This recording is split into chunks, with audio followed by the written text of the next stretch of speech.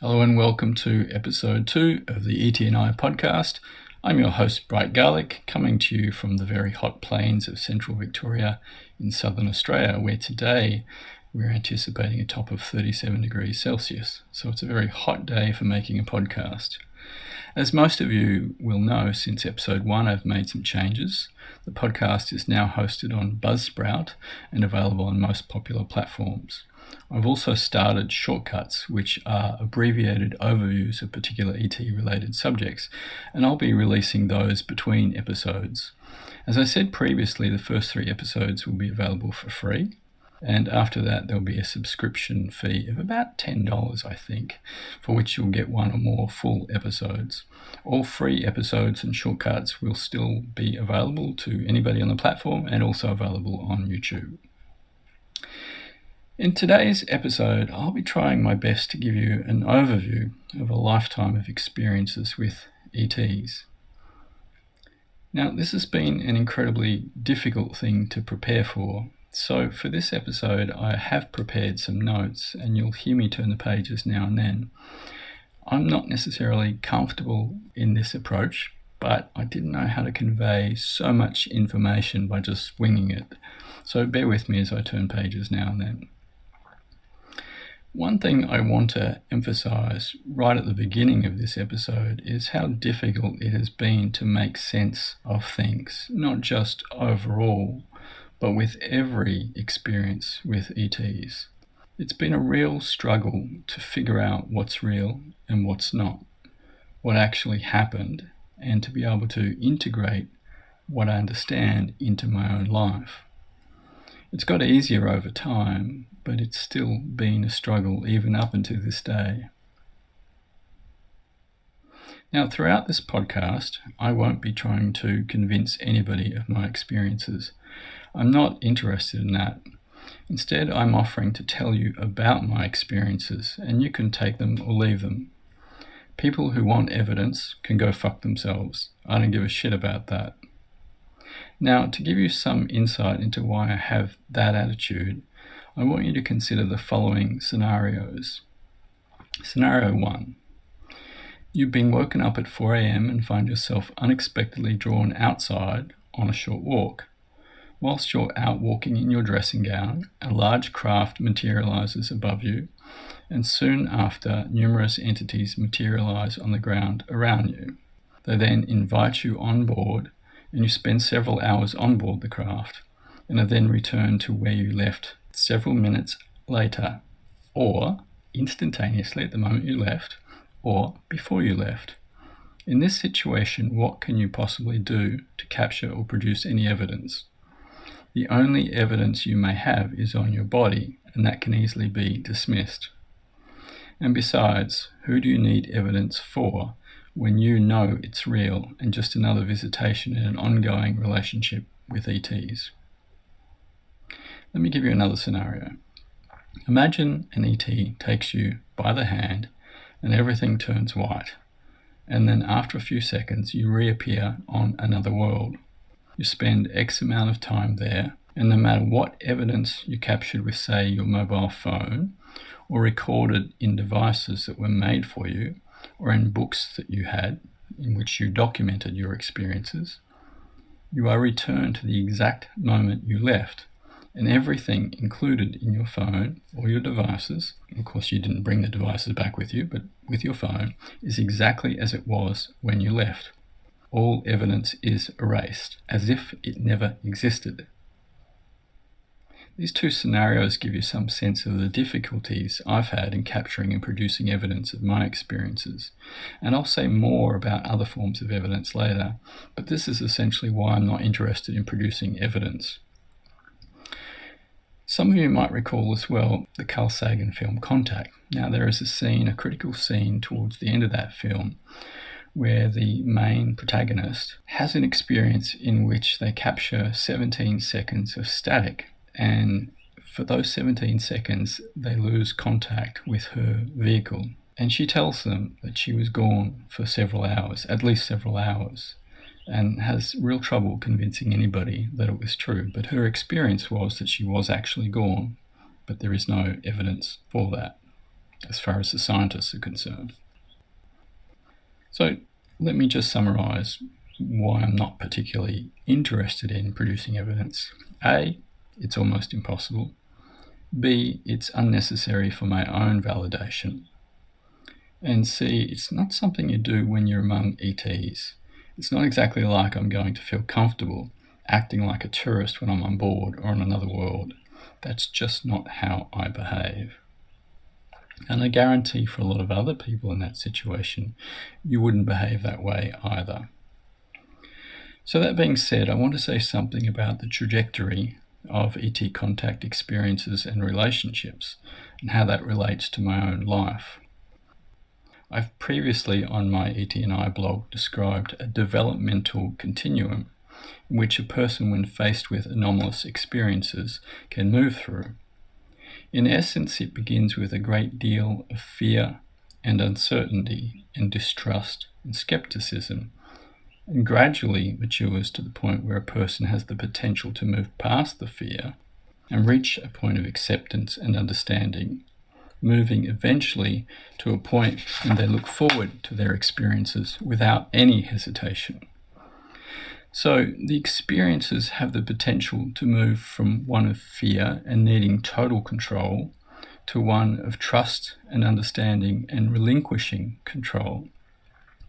They thus have the potential to move from perceived abduction or intrusion to contact and experience to deep, meaningful relationships. Now, of course, not everybody matures through the developmental continuum, and many people get stuck at different points in the continuum. And for those who are subject to military abductions, the experience gets obfuscated and confused, often cementing people to earlier points in the continuum. For those of us who have been able to move from one end of the spectrum to the other, we're able to let go of limiting beliefs that are based on notions of separation, good versus evil, and alien agendas, and embrace a more cosmic perspective. The great irony is that in all of this, there are many people who start with experiences as children in which they are more trusting and open, but by the time they reach early adulthood, and definitely by the time they reach adulthood, their conditioning has shaped them so much that they are no longer able to see the experiences for what they really are, now that they're embedded with false beliefs, limited understandings, and the narrow-minded views of people who peddle us versus them and the threat narrative. When I look back over my own life and the experiences I've had with ETs, everything seems to fit together perfectly. My earliest experiences began as a young infant, after some in utero experiences, so I'm told, that began with my mother. I now know that between the ages of 0 to 10, I had 35 face-to-face visitations from ETs, and between the age of 11 and 20, there were 69 visitations. So in total, that's 104.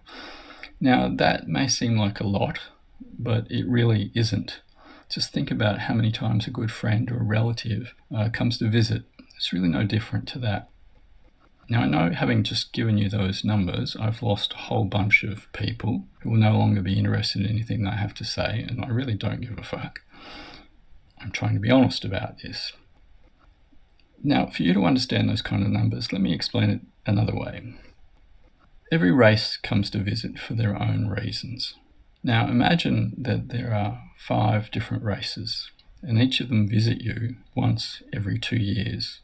So that's 10 visits in 2 years, or say 5 visits per year, just if we're averaging things out. And that's 100 visits over 20 years. Sometimes they visit a lot, sometimes not so much. In my case, there have been visits every year of my life. And I would suggest that people who are having lifelong contact, for many of those people, it's the same kind of thing. So I don't really want to talk about my early experiences in detail for now, except to tell you about their general flavour, and maybe I'll touch on a couple of brief incidents.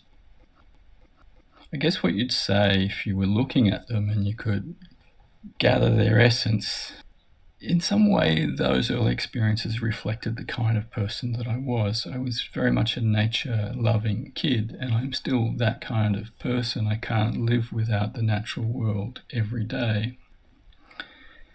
And when I look back, I remember thinking of what I didn't know were ETs, but I remember thinking of them as little people when I was very small, and I enjoyed their visits. I would be doing things like playing outside in the mud.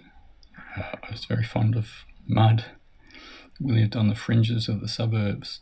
I would often be out the back with the hose, put the hose down my underwear, fill up the ground around me and make lots of mud. And when these little people joined me, I was very happy and very excited. I didn't know what they were. I didn't know there was any reason to be afraid. And at a certain point, maybe age 9, age 10, I became absolutely terrified of the dark. I had this horror of being in the dark by myself. Now, this shift overlapped with moving to Hong Kong when I was 10. My father got a job with Cathay Pacific Airlines, and so we moved to Hong Kong. It also overlapped with my parents' divorce soon after that. And the arrival of my stepmother, who told lots of very haunting, penetrating ghost stories, and hearing ghost stories from other people in Hong Kong. The Chinese had this love of ghost stories, so all of this stuff filled my mind and helped edify this terror of the dark. I don't know if the terror of the dark was there for another reason, and that is that the ETs were there in the background, and somehow, in order to make sense of them, it had been filtered through the whole fear of ghosts thing. I'm not sure about that. Soon after, I was sent to boarding school where I was subjected to physical, mental, emotional and sexual abuse. And I had several visitations after major abuses, and this was in the middle of a very large dormitory. At that stage, I think the experiences provided me with a sense of comfort, removing the sense of isolation I had with both parents far away, my father 7,000 kilometres away, my mother 1,000 kilometres away, and feeling like somebody noticed I exist. And it helped me to get through what was a very difficult time in my life where I came very close to suicide. But I didn't have conscious memories that lasted for very long. It was as if the memories quickly faded away. Now, later, I ran away after being in a car accident. Now, in the middle of that car accident,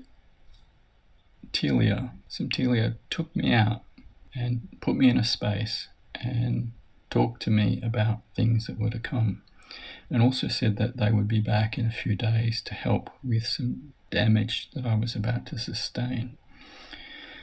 So a few days later, I was 1,000 kilometres away in a little place called Gornong, and I had this experience of them coming one night and doing something to my head and also to other parts of my body. Now, I don't believe that the damage was significant enough to give me some kind of intellectual or cognitive disability, but it was significant enough for them to be concerned about. And after that, I still had problems with short-term memory, and it's something that I struggle with to this day.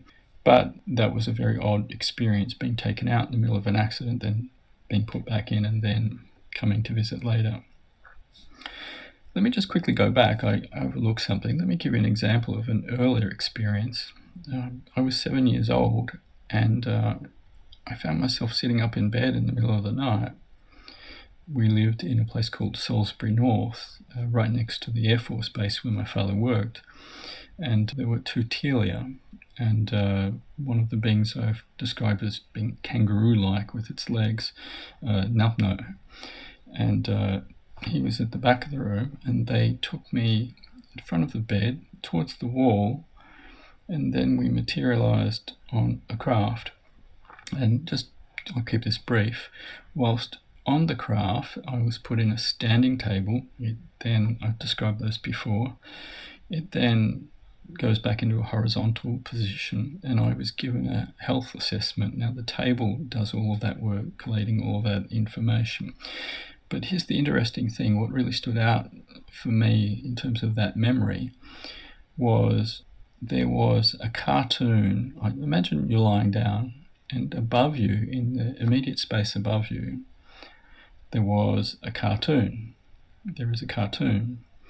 And it was a cartoon, one of my favourite characters.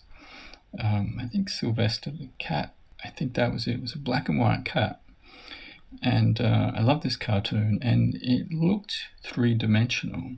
I don't want to say holographic, but rather than a two-dimensional screen, it had a three-dimensional appearance to it. And it was very funny, and I remember laughing at the cartoon and really enjoying the cartoon. And then it finished, and the assessment finished, and then I was taken by one of the telia who'd remained in the room with me, and then taken up a short hall to the front of what I guess is the craft. And it's a curved area, very big curved window, and I'm taken to that window, and in front of me is Earth. And I'm told that this is our planet, and this is Earth, and they talk to me about what I'm seeing, and she reminded me that I have been shown this before. I have seen it before, and I don't remember. Now, in 2011, that very same being, who publicly I refer to as Anamika, but that's not her real name, she was on board when I was taken on board of a Sawandi craft, and there were numerous telia and Sawandi on board. And I had this same experience of being taken by a female Sawandi and seeing Earth, and it was a very deeply emotional experience. Now, as a child, it was emotional, it was beautiful, but it had a different resonance, a different feeling to me. And after that, she had a good talk to me and told me to be good to my mother and father and to be very kind to my sister. She emphasized that I needed to be very kind to my sister. Now, my sister died in 2017, and at some point I'll talk about the many different times when I was shown what was coming in terms of her brain tumours, and that I would lose her. And I'd had a series of dreams, and one in particular repeated 12 times, in which I remembered and was being instructed to prepare for the short life my sister would have. Now, of course, she died at 46. That's not that short, but it meant for me she wouldn't be around for the rest of my life. So that's a little about my early experiences. And as I said, I don't want to go into any detail. I will detail a couple of experiences much later in the podcast when I start going through them. And that will be, I guess, about 2/3 of the way into the podcast when I'll go through individual experiences. So from this point onwards, there were many more experiences, a lot more than there had previously been.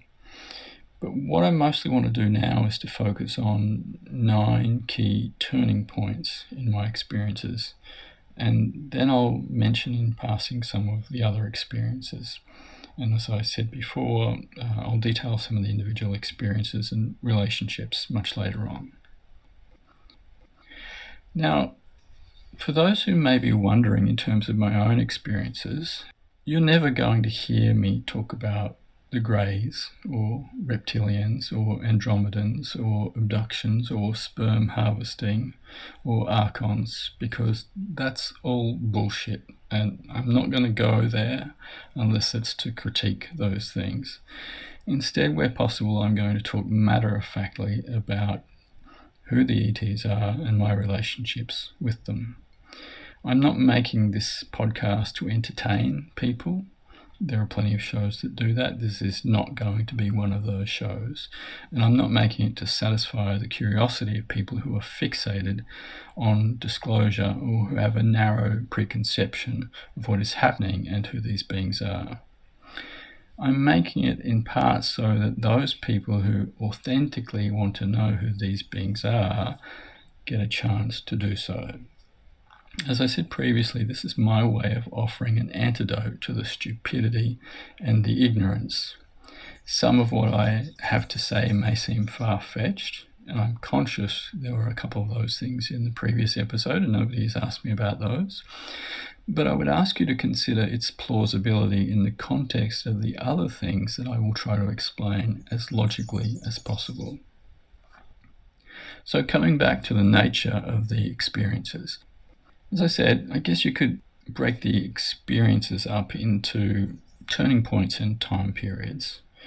And I guess I'd like to talk about 9 time periods that correspond to how I felt about the experiences.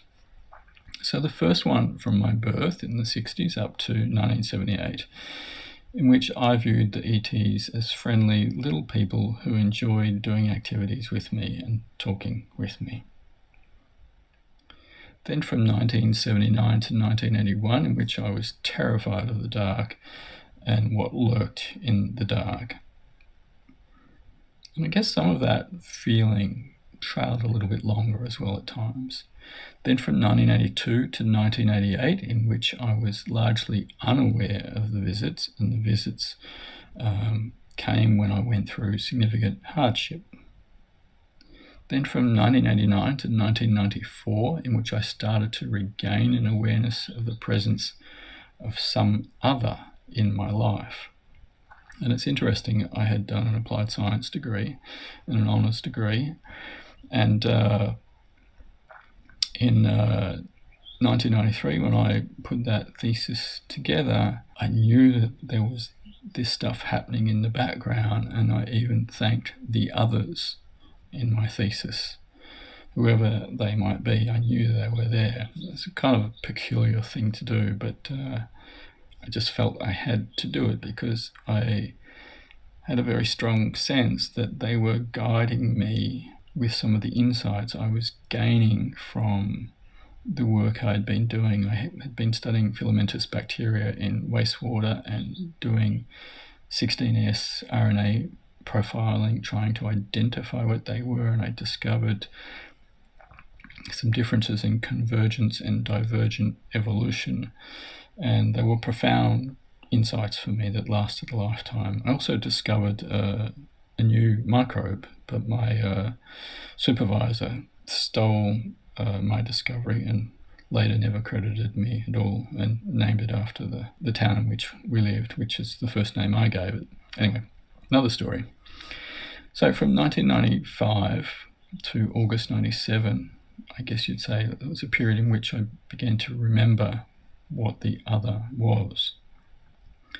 1997 to November 2009, I had more conscious experiences and experiences with a diverse range of beings, and more unexplained anomalous events filled my life. From November 2009 to January 2014, I had many more conscious experiences and experiences with ETs on board craft, and I guess you'd call them at that stage telepathic communications, but I was also had started developing in 2007 what I've described as telepathic communications, being able to also see and feel other than just hearing. From January 2014 to May 2023, I develop fully fledged conscious relationships with ETs. And I said previously that I moved past thinking of myself as an experiencer. When you're trying to figure this stuff out, I guess you gravitate towards the language that people are using, and experiencer seemed right, contact the experiencer. But I didn't feel comfortable with that, and I don't feel comfortable with that anymore. This is about relationships. I have relationships with these beings. Some of them are very long-term, lifelong relationships. And from May 2023, May last year to today, I've been spending regular time off-world. So as I said previously, there were turning points. I think I said 9, actually. There were 10 turning points. And so that's what I'd like to spend most of the remaining time talking about. And in terms of these turning points, what I want to talk about is particular experiences that kind of redirected me in my thinking about the nature of these relationships, and also reorientated my life. If I could place a bookmark at one end of the experiences, the other end of course being now, but if I could place it at the beginning, the one event that reawakened my conscious experiences, it would be early 1991 in a place called Spring Gully, Bendigo. I would say, you would probably say in some sense, that it was an initiatory experience, an initiation towards some sort of greater awareness, an awakening of things I had forgotten. So I was a university student in my third year of university, living by myself in a single bedroom flat not far from the cemetery, and working very hard. I had very little money. I didn't have much furniture. I would sit on the edge of my windowsill and lean over my table and do my study, because I didn't have a proper chair. I did have a chair without legs. Sounds stupid, I know. A cheap TV, and I think I'd hired some other things, and I had a very cheap bed, but I didn't have much. I was a very poor student. So this began, I think it began about 2 o'clock in the morning. I would often study very late, very long hours, very long study hours I had. And I heard 3 knocks on the door. I thought, who the hell is knocking at this hour? It must be one of the neighbours, something's happened, whatever. Went to the door, and nobody was there. Sorry, I heard 1 knock. I heard 1 knock, but this happened 3 times. Happened again. Went out, nobody there, looked around, thought maybe some kids were coming home drunk, playing a trick on me. Nothing happened. And then it happened a 3rd time. I went out and I walked everywhere looking around, see if somebody was there, and I couldn't see anything. And then I came in and I had a very strange feeling, a strange sense, and I started to think, I wonder if I'm near a cemetery. I wonder if a ghost has come into the house. I couldn't think of any other logical thing. If it's not living people, then maybe it's dead people. And that was very peculiar. I didn't get any answer. And then I went to bed that night, and then I woke up. I'm not sure what time it was. I woke up to see a being holding a pencil-shaped object towards my head, and I managed to blurt out the words, "So you really do exist. So you really do exist." And I was looking them in the eye, and then they touched me on the head again with this pencil-like object, and I was out like a light. Now, the next morning, I noticed I had a bunch of tomato plants I'd planted on the back of my neighbour's place, which fronted the side of my place. I noticed they'd all been cut off. They'd been flowering, and they'd all been cut off. And when I looked carefully, it looked like they'd been cut off with a laser. It was very peculiar. And I went next door and I talked to my neighbour Barbara about the plants and what had happened the night before. And I asked her if she'd heard anybody lurking around, and Barbara had heard nothing. And Barbara was a psychology student. She liked to drink a bit, but she was often up late having a nice drink or watching some telly or whatever, doing a bit of study. She'd heard nothing. She saw my light on, but she had no other evidence to offer. Now later I learned these were beings from the Zeta Reticuli star system, one of the star systems. And I suppose in a way that propelled a deeper interest, an awakening, as I said, to a greater reality. I'd previously read the works of Jacques Vallée, just a couple of books, and Whitley Strieber's Communion, which had triggered something in me. I didn't necessarily like the book, or it didn't necessarily resonate with me, but it triggered some interest. Something woke up inside of me. And so after this experience, it all started to come together. Now, I'd also been reading the works of the English scientist who was at that stage, I think, living in Adelaide in Australia, Paul Davies. He talked quite often about artificial life within constructed systems, and he was really talking about early AI, I suppose, that's what you think of it, or early life simulation. And the work of Stephen Jay Gould, particularly his work on development. And as I said earlier, I was doing an applied science degree and had an interest in microbiology, and later went on to do this wastewater work. So all of these things seem to be gelling in my mind at once. Having experiences with this life form, something's interested in me, and yet I'm interested in life. So it was quite a significant event, and I never understood the significance of the knocks until much later, and I don't know that I have an answer for what the knocks are, except that, maybe the knocks can be seen as initiation or initiatory kind of event, or maybe it could be seen as, we won't come in until you allow us to come in. Not like there was an open invitation, but I opened the door. But I suspect more than anything it was simply, we are going to give you something that you will remember. If you forget everything else, you will remember that there were these anomalous knocks on your door that you could not explain, and that will drive you to start investigating. And that's exactly what it did. It started me in a direction in which I started to examine my memory and other things that had occurred in my life that I couldn't explain, that I had either forgotten or I dismissed. So turning point number 2 came in late 94. I met the woman who a few years later became my partner, and she'd had a lifetime of contact experiences, and I'd later learned had been in covert projects.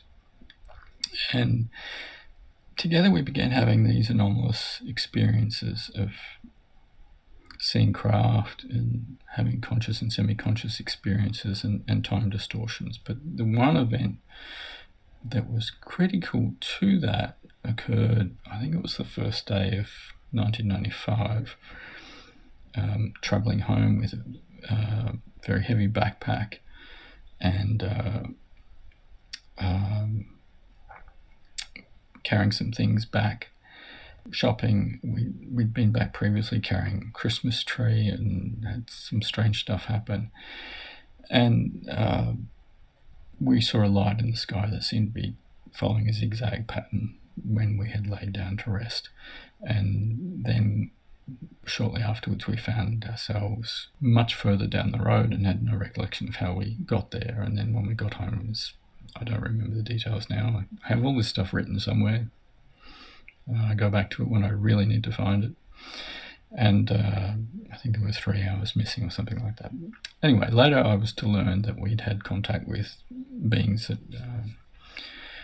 are called tiarum, and very insectoid-like.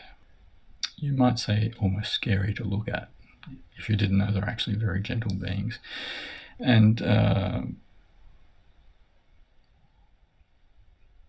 think I'm going to talk about that experience later. Let me just have a look at my notes. I'll go into that in detail later. But that was a turning point in the sense that here I am with another person and we're having experiences together. They've had a lifetime of experiences. I have some sense I've had this happen, and now suddenly we're having experiences together. And these are with beings I have no previous awareness of, and they were truly alien. Now, at this point in my life, having come fresh out of a science degree in the 2 years prior, I had it in my mind that if ETs existed, they live in different conditions, so they must look truly alien. I even thought there's no way that they could look humanoid. They'd have to look completely different. Later I realised that yes, they can look humanoid and they're even human-looking ETs. But at that stage I was fixated on the idea that they had to look completely alien. And so the Tiarum fulfilled that criteria and really stimulated my interest. I wanted to be able to have these experiences with them and to be fully aware. Then turning point 3 happened on the 26th of August 1997. I woke up, I saw this entity with its hand in my chest, and it withdrew the hand and stepped back, and I turned over the side of the bed, saw its feet. I described it as being like Michael Jackson doing the moonwalk, the way that it moved. And it was sort of like a brownie fluxing light, kind of like the light or the patterns emitted by a cuttlefish. And essentially what happened is it cured a lung problem I had from heavy smoking. After I'd finished university, I smoked heavily for a year, and I think I had developed a lot of scar tissue from that smoking, and cured that problem, and my lungs worked better. But they had also, this being and others like it had also been there a few days before and after, and they had told my partner about changes humans would bring in regard to human population control, and those particular changes related to paid euthanasia for older people. So that was a turning point for a couple of reasons. One, because well, first of all, the information that was conveyed, she had asked them to tell me, but I don't remember them articulating that with me. But one thing I do remember very clearly was I remember looking at them thinking, here you are, you appear to be walking on a surface and yet you're above the ground. And you've come from somewhere, you appear to have this cloak on and to be merged with it. And you're made of this fluxing light. And so I started to think, they're in one space but interacting with this space. Now to this day I'm not quite sure what the case is, but I do know that the Telia create a light field that they can walk on because they don't like to harm living things. There are other reasons for that light field, and there was probably another reason in this case. So that particular individual was the same person who earlier had showed me the Earth, who I've referred to as Anamika, and I would meet her again in 2011. So at that stage, it was very clear to me there are individual entities and particular races that have an interest in me. I didn't know why, but it made me start to think about why. And from that moment onwards, I became deeply fascinated in the problem of human population. Now, as I've said on my blog many times before, as a child I got to experience the most densely populated place on Earth, Kowloon Walled City in Hong Kong. I got to go there and see that place. And much as my father warned me away from it, I spent plenty of time on the fringes of it and just going in the outer parts of it. I didn't get to go into the core of it. I wish I had. And I got to photograph it and see how people live there.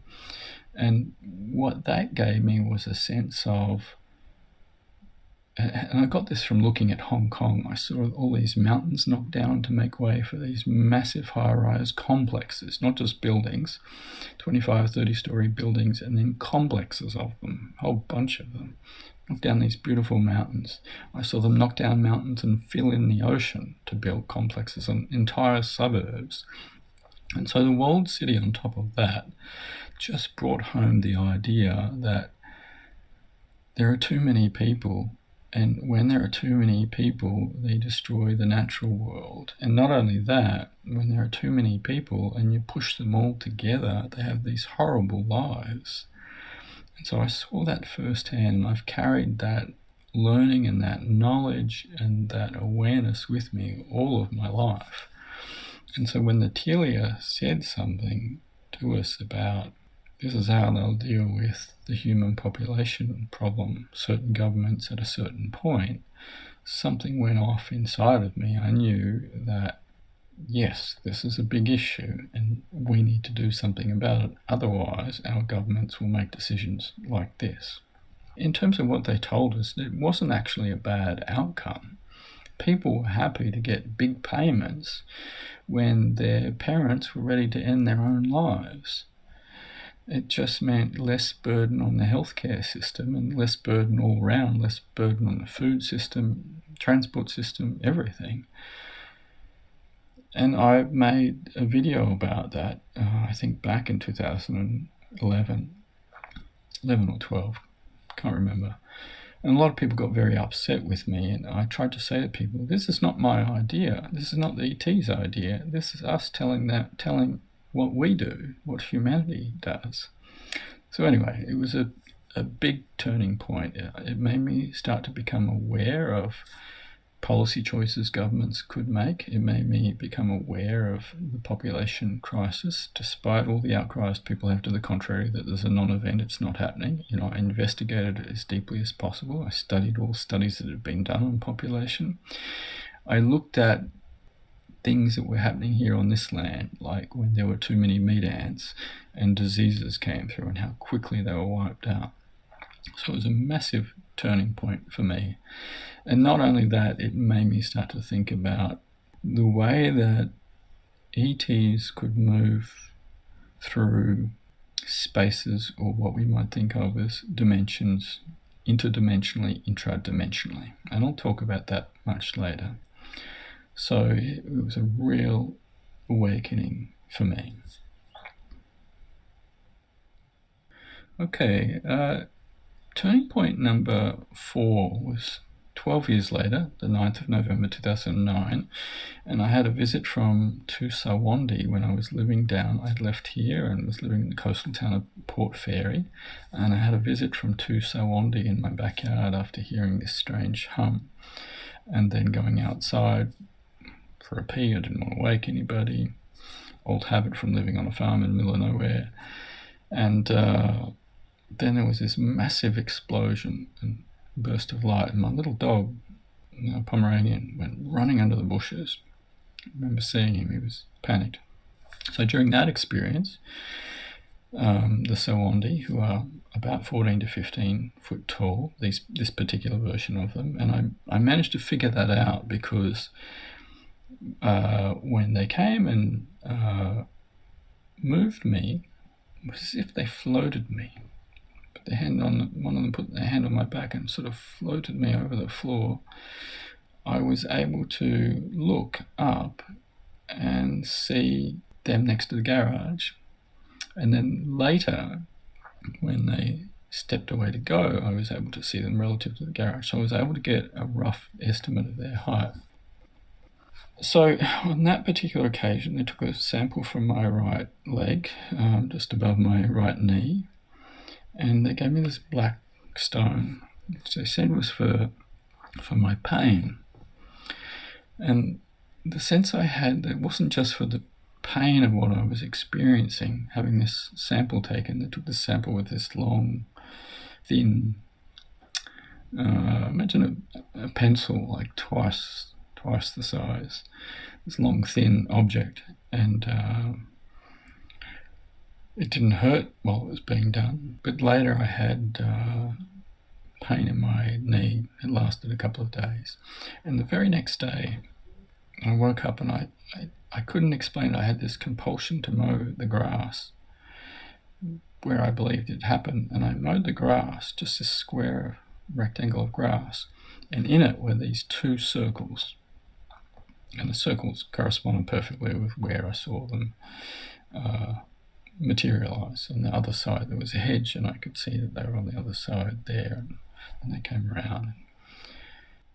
Yeah, so that was an affirmation for me.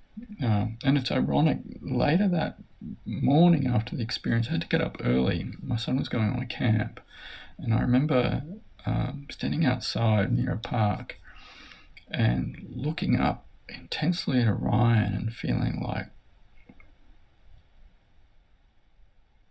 somebody's there. They're watching me. Later, the way I made sense of it was, okay, yes, they had gone through one of the doorways at Orion. It's not on the belt, but it's near the belt. So that was a very interesting turning point. I guess that was the point in which I started to have lots more conscious experiences where I would have a carryover memory that would actually last. So the big turning point in all of this, turning point number 5, came on the 19th of January 2011, and I made numerous videos on this. At first I was afraid of talking about the most intimate parts of that experience, the merging with the light experience. And I was trying to make sense of it, and I made the video a year later, the first videos, because it took me that long to really process things.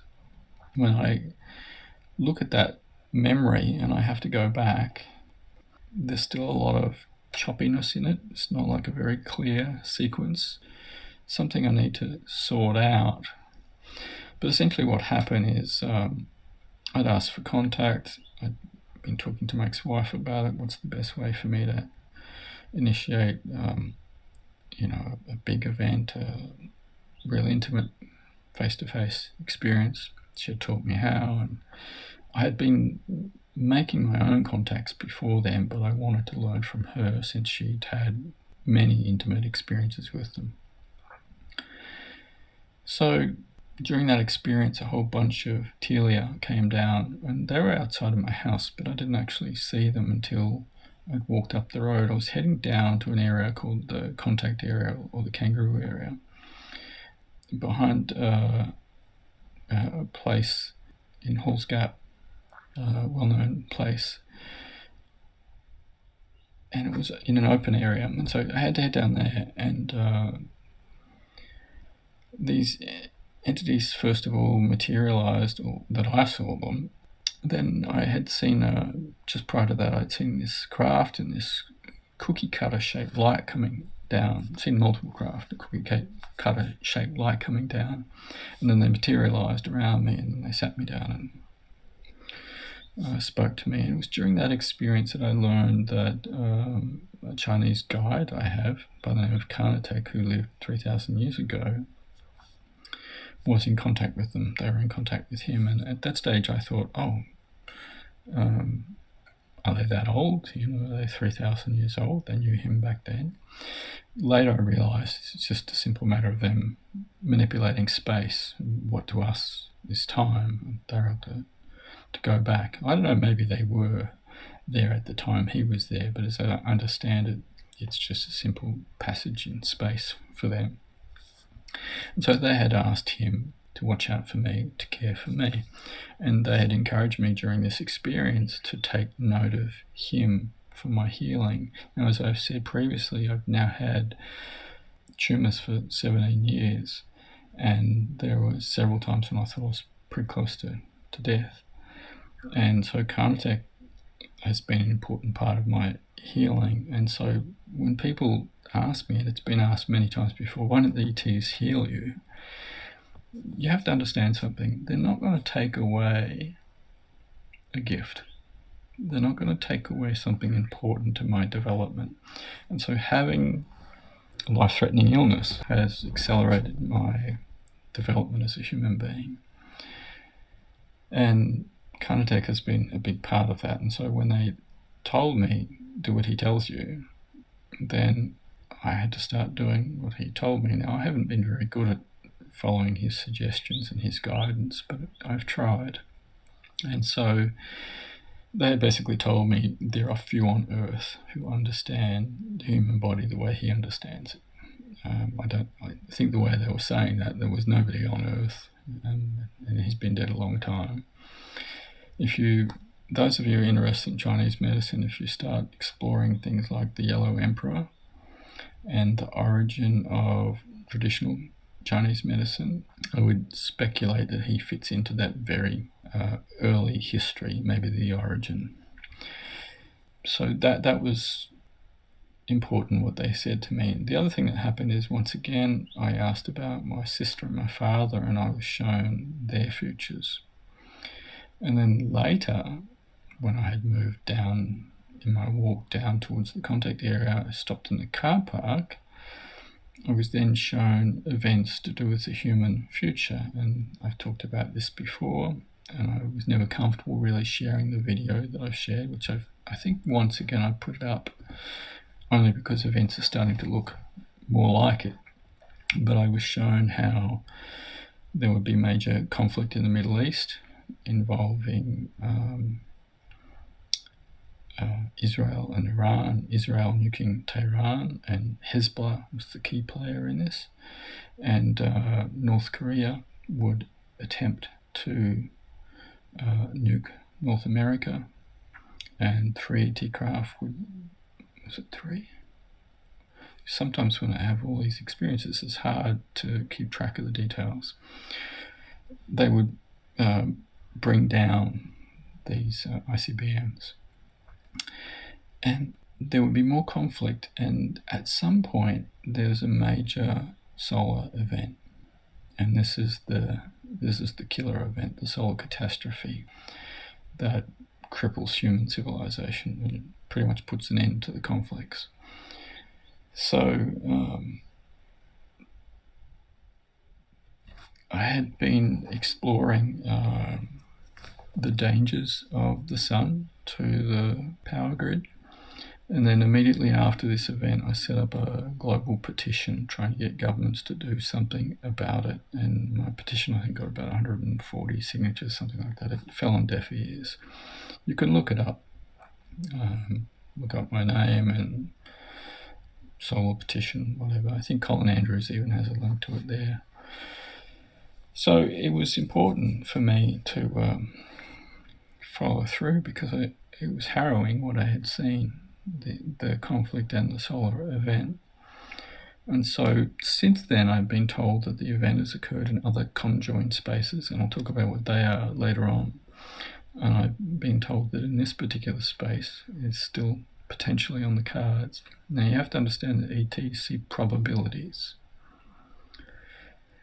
Some things are more probable than others, so there's the potential for things to happen. So this event really, seeing this really shook me up. Now later I was taken on board the craft. I described being surrounded by helium, them creating sounds, one that came from the earth, one that came from, I think, the craft, and created a kind of resonance that affected my body, and then I was taken on board the craft. During that experience, I was shown the planet once again by one of the Sawandi, and then I was taken to merge with the light, which I came to know as God. And I've talked at length. I made 2 videos on that experience so you can understand it better. That was a life-changing event. And after that, I stopped being a seeker. I didn't need to seek anymore. Now I'm still curious about things, but my fundamental drive towards seeking, looking for answers elsewhere, came to an end because I no longer needed to. All the answers were there. There were no questions because I had everything. I was everything. So that was a significant turning point. And that has taken me years to integrate. 7, 10 years. Yeah, a lot of years to fully integrate. And there were times early on when I thought that that both the solar event and conflict were close.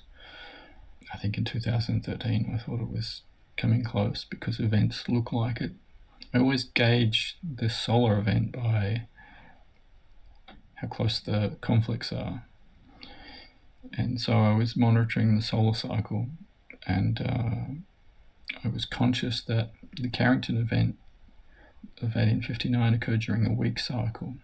I was told this would also occur in relatively weak cycle, not super weak, but not super strong either, and it would occur when things are really starting to ramp up. So I assume that's about midway towards the solar max.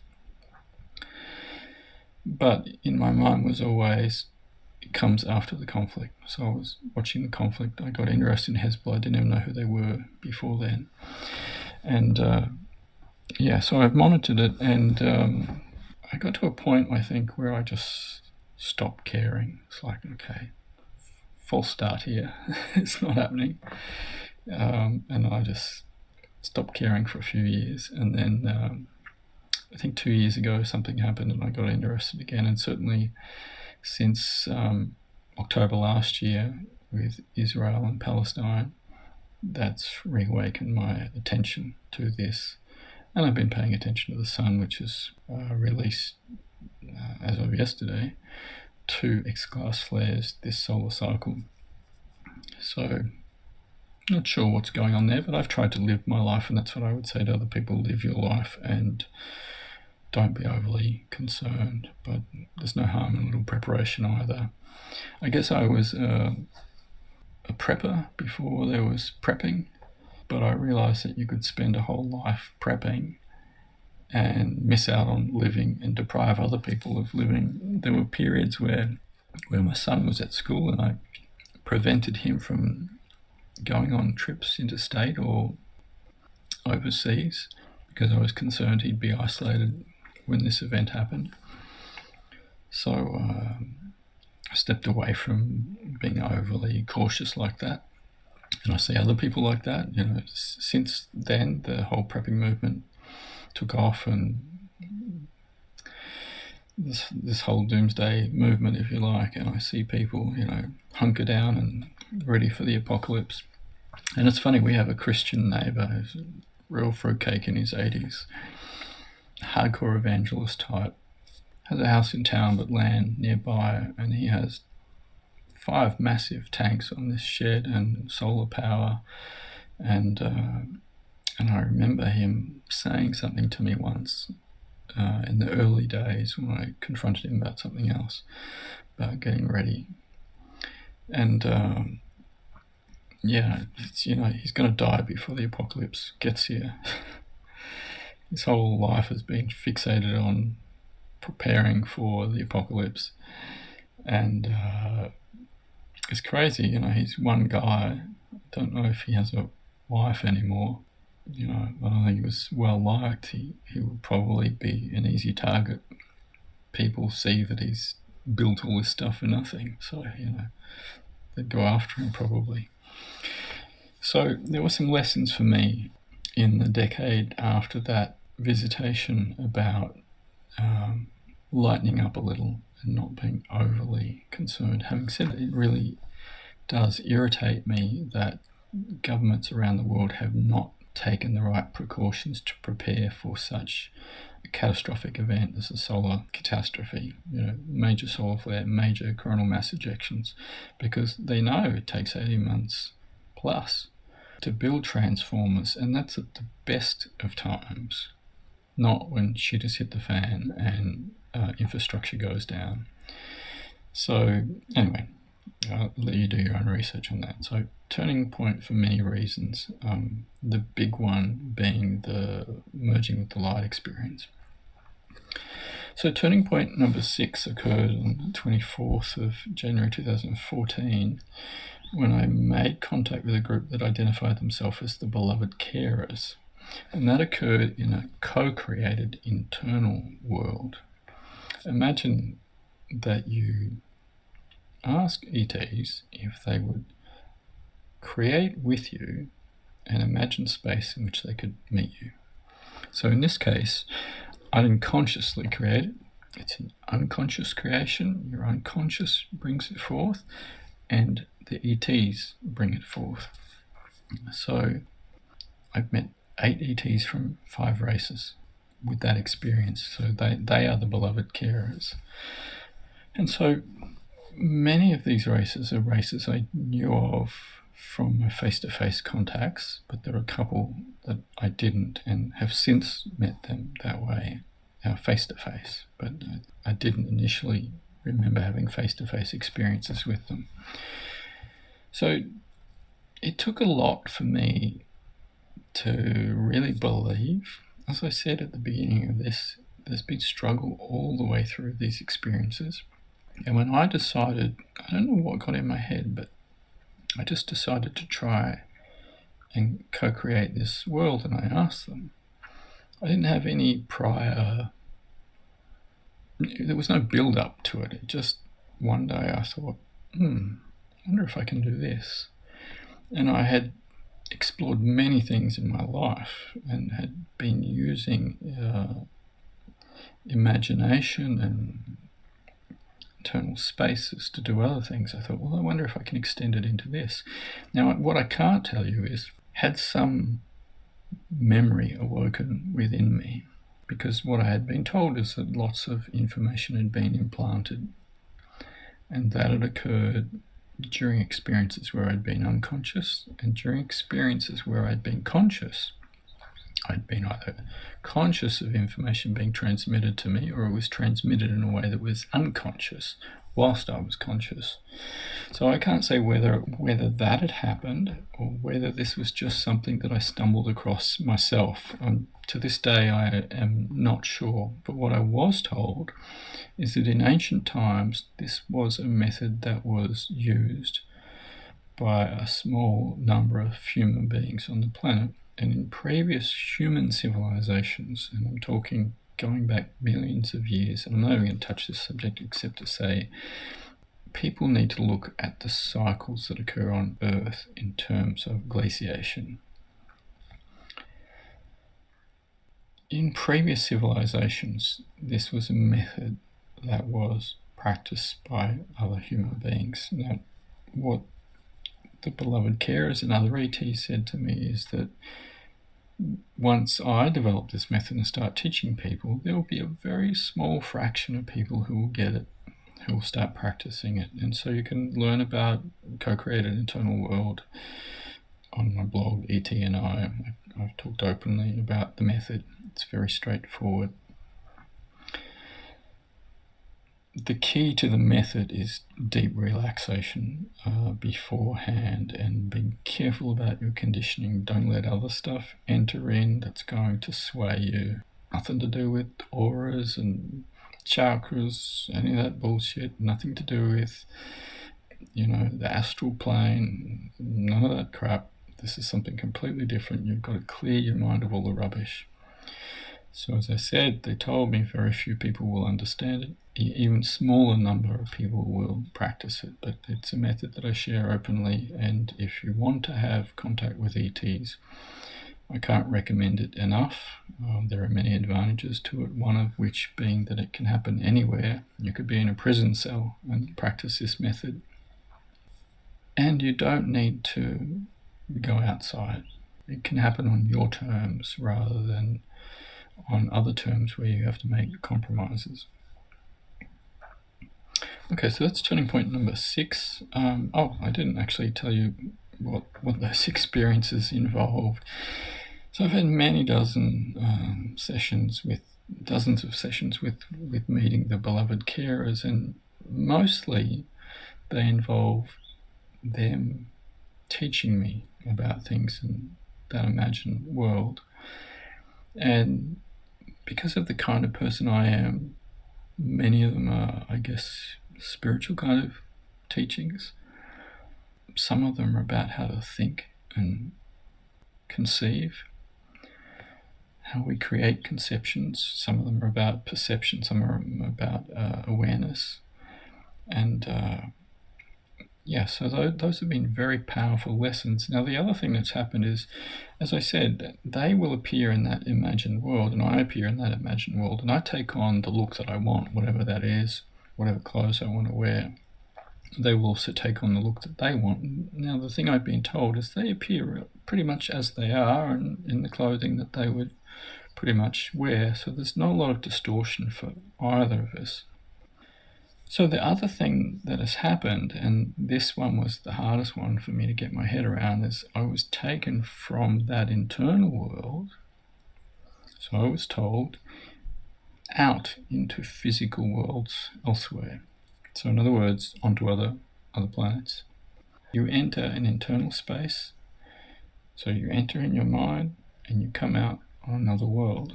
Now, on those worlds, as far as I know, I didn't have a fully fledged physical body. However, there were beings on those other worlds. One in particular I can think of, a very heavily forested world, where there were entities, small creatures who could see me. Initially they were alarmed at my presence. After a while they kind of got quite comfortable. So I seem to have some kind of presence there, and I can't tell you what that looks like from another point of view, except that I felt like I was real there. And, I saw myself, I wasn't transparent. So one of the interesting things about going to those worlds is seeing previous civilizations, and I think I'll talk about this experience later on. So turning point number 7, and this was a biggie. On the 20th of September 2014, I was then living in Halls Gap. I'd moved from here to Port Fairy to Halls Gap. So I was away for nearly a decade, and then I came back here. But at this stage, I was still in Halls Gap, and I came back on a visit here, as I often did. And I had asked my friend Dude, as you know previously, that's not his name, he's of the Nelson race, but that's a public name I use for him, whether he would visit me when I'm on the farm and whether there was any chance of going off-world. And so he said, yes, I'll come and we'll go away for 24 hours. So I came back, and it was quite a unusual set of experiences occurred. The first thing that occurred was I was walking back in the house at one point, and he's in the kitchen, and then said to me, "You ready to go?" And took my hand, everything turned white, and we reappeared. I didn't know then exactly where it was, but it was in Western Kenya. And so I'll cut a long story short here, because I've talked about this before. I'm not sure if I'll talk about it later. I was taken to see a Boab tree, and a very large Boab tree, and from there, that was kind of like an anchor. From there, I was taken into the future to see my own life at different points. And one of the things I was taken to see was my sister's death, once again, to see it firsthand. And the last thing that we did was I was taken back to see the origin of that Boab tree some 2,000 years before. It's a very small seedling. So you would describe these as time travel experiences.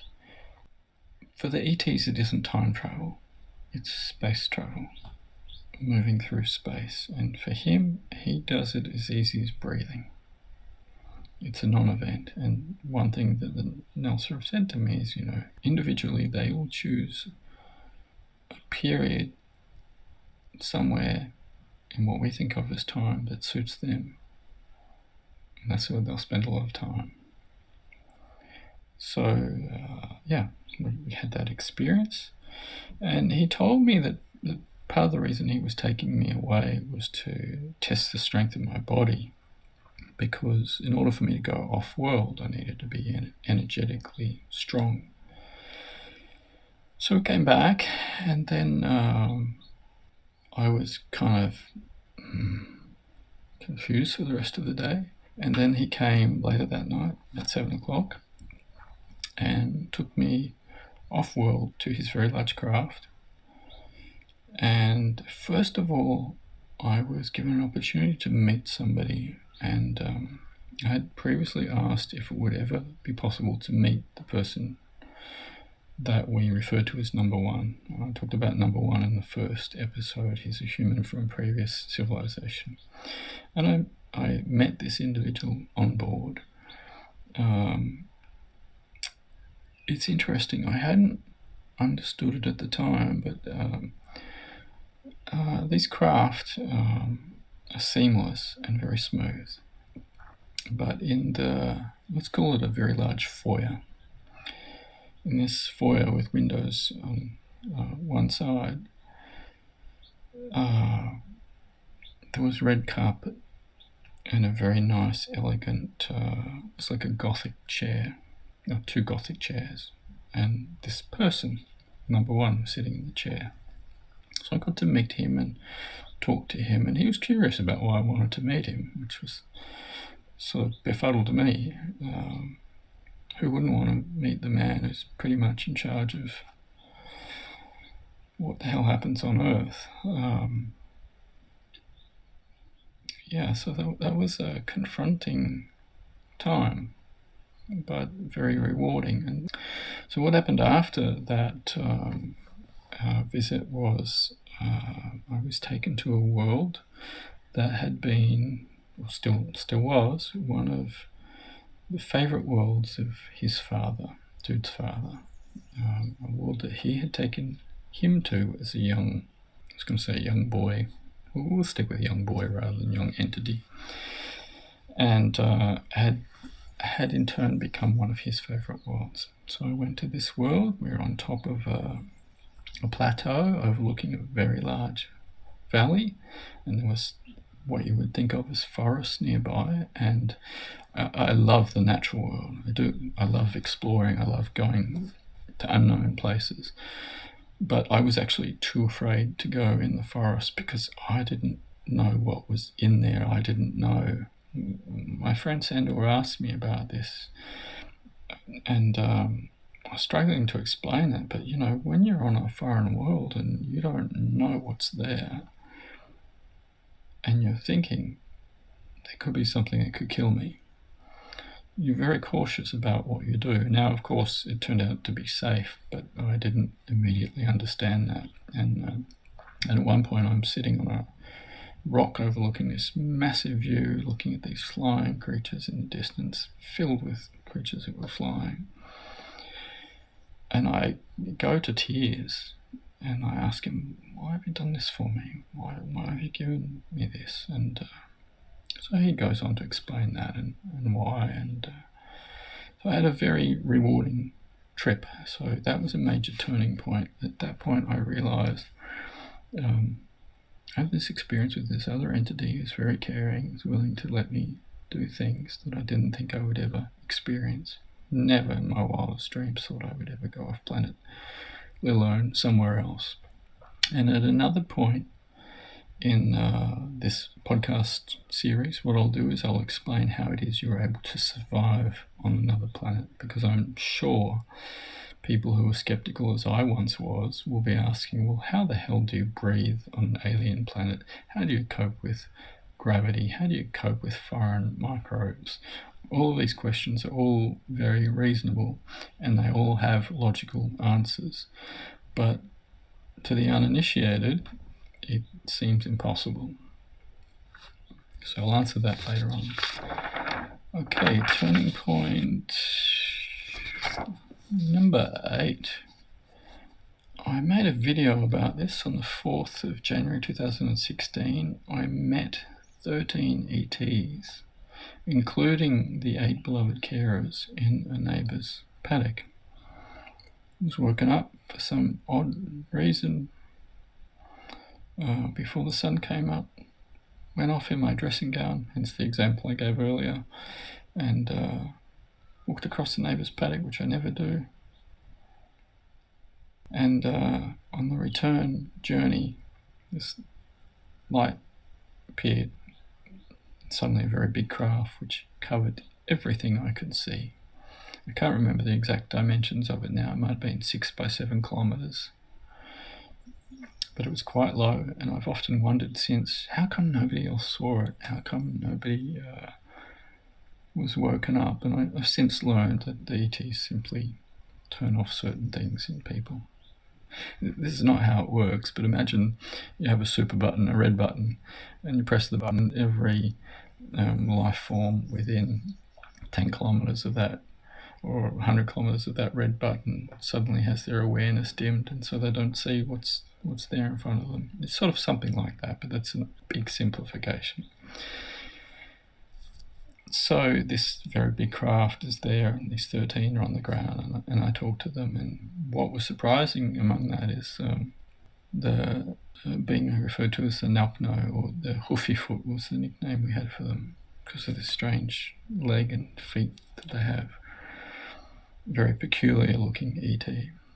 He was among them, and he's been there right from the beginning of my life. And there were also numerous human ETs, one of whom looked Indian. So that was a very interesting experience, very beautiful looking Indian-like features. Anyway, so I'm not going into the details of the experience. You can learn something of that in the video that I made, but that was the first time that I saw the beloved carers in physical form together. Now, I had met individuals from that group face to face before, but that was the first time I saw them all after initiating those earlier internal world contacts. Got some chocolate milk here. I think I'll just have a little sip and then I'll keep going.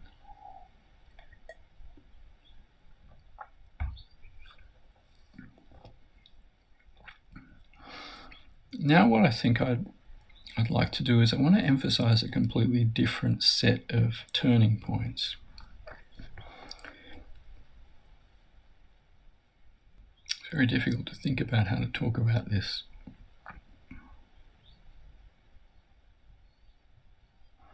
Okay, so I mentioned earlier that there was this person, this Telia, who showed me the planet, said it wasn't the first time I'd seen it. Then 97, the hand in the chest, and then 2011, experiences, and she was among them. And so I was curious to know who this person was. I wanted to connect with who is this Telia that seems to be present all throughout my life. And so I